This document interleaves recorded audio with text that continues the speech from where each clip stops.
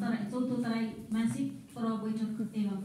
सुझाव सङ्कलन तथा अन्तर्क्रिया कार्यक्रमका प्रमुख अतिथि हाम्रो नगर प्रमुख कृष्ण प्रसाद श्रेष्ठज्यू र हाम्रो कार्यालयका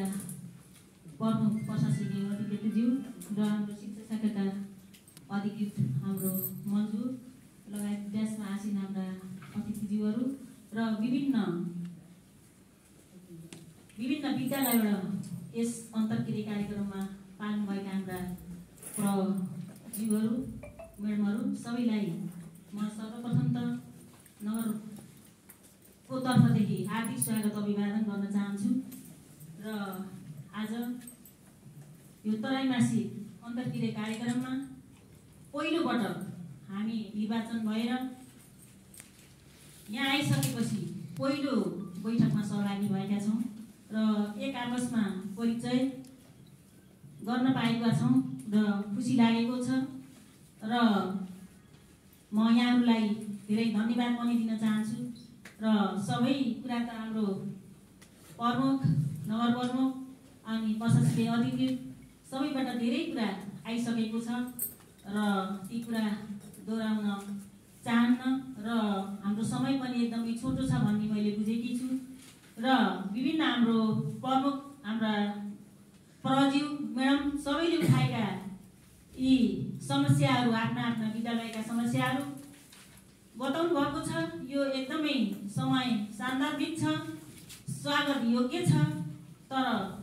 हाम्रो सबै पूर्वकता हाम्रा अतिथिज्यूहरूले धेरै कुरा बताइसक्नु भएको छ र हामीले यो स्कुलको बारेमा धेरै छलफल गऱ्यौँ र भन्नुपर्दा हरेक क्षेत्रमा शिक्षामा जाँदा त्यस्तै समस्या छ, अनि स्वास्थ्यमा जाँदा त्यस्तै समस्या छ, स्वयंसेविका महिला दिदीबहिनीहरूको त्यस्तै समस्या छ। तर हामी भर्खर आएका छौँ र यो नीति कार्ययोजना र यो अहिलेको समय परिस्थिति हामी पहिलोपटक बल्ल गर्दैछौँ, अनुभव पनि लिँदैछौँ र काम गर्ने प्रक्रियामा लागिरहेका पनि छौँ। तर हामी सबै कुरालाई सम्बोधन गर्न नसक्ने अवस्थामा पनि पुगेका छौँ र हाम्रो अब बाल विकास हाम्रो शिक्षिकाहरूको कुरा पनि यसभन्दा धेरै पहिले म आएर यहाँ बसिसक्दा उहाँहरूले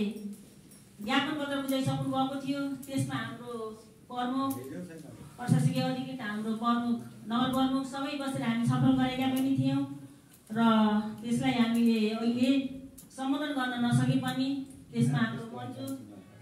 अब शिक्षाका प्रमुख मन्जुलाई उहाँहरूलाई एउटा क्षमता विकासको लागि केही कार्यक्रम राख्नुपर्छ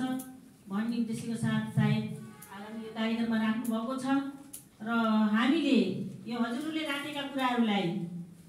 मध्यनजर राख्दै प्रयासमा लाग्नेछौँ भन्ने एउटा प्रतिबद्धता मात्रै जाहेर गर्न चाहन्छु र फेरि हजुरहरूसित समक्ष बसेर र आज हामी कार्यव्यस्तताको कारण हजुरलाई 11 बजी बोलाएर 1 बजी साढे भइसकेका थियो। त्यसमा चाहिँ हामी पछि जुटेका छौँ, त्यसको लागि सेवा गरेकी छौँ र आगामी कार्यक्रममा हाम्रो नगर प्रमुखले भनिसक्नु भएको छ त्यस्तै समय जुटायौँ भने पक्कै हजुरहरूसँग बसेर छलफल अन्तर्क्रिया कार्यक्रममा सहभागी हुनेछौँ भन्ने प्रतिबद्धता राख्दै र अनुगमनको पाटो एकदमै खाँचो छ, हामीले सोचिरहेका छौँ र समयले साथ नदिएर हामी जान पाएका छैनौँ र हजुर अहिले प्रत्येक विद्यालयमा हामी अनुगमन एकदमै जानेछौँ र त्यसको लागि पनि हामीले समीक्षा गरेर त्यसलाई कसरी समस्याको लागि समस्या मात्रै नभएर समस्याको लागि समाधान कसरी गर्न सकिन्छ भन्ने हामी एकदमै त्यसमा लागिपर्नेछौँ भन्ने प्रतिबद्धता जाहेर गर्दै आजको यो